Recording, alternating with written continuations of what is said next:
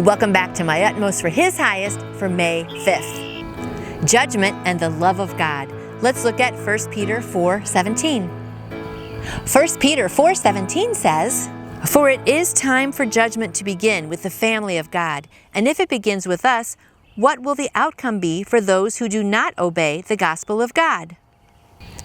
Judgment and the love of God.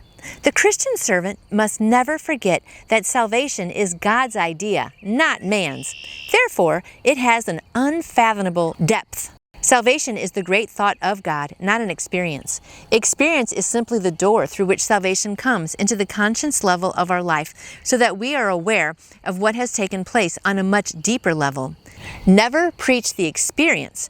Preach the great thought of God behind the experience. When we preach, we are not simply proclaiming how people can be saved from hell and be made moral and pure. We are conveying good news about God.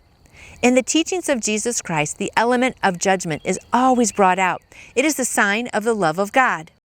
Never sympathize with someone who finds it difficult to get to God. God is not to blame. It is not for us to figure out the reason for the difficulty, but only to present the truth of God so that the Spirit of God will reveal what is wrong.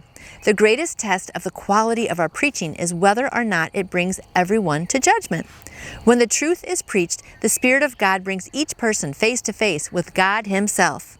If Jesus ever commanded us to do something that He was unable to equip us to accomplish, He would be a liar. And if we make our own inability a stumbling block or an excuse not to be obedient, it means that we are telling God that there is something which He has not yet taken into account. Every element of our own self-reliance must be put to death by the power of God. The moment we recognize our complete weakness and our dependence upon Him will be the very moment that the Spirit of God will exhibit His power. Yes, I love that line, that it is not our idea about salvation, it's God's. He had the plan. We messed up by sinning, and so He sent His one and only Son, like John 3:16 says, to come into the world, and that whoever believes in Him will live. And so we have to go around and be telling that good news to everybody. So let's remember that today, that we don't need to be doing our own thing on this earth. The whole reason that we're here is to tell other people about the love of God. So I hope that encourages you today, my friend, to really be out there and telling other people, because that's why we're here.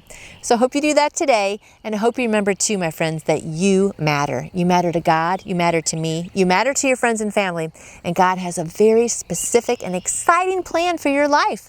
Who knows who you're going to run into today that you can tell about the love of God, and that they can accept Him and not be judged at the end because they will have been forgiven by God's love. That's exciting. That's a great plan. Live that out today, and I'll see you back here tomorrow.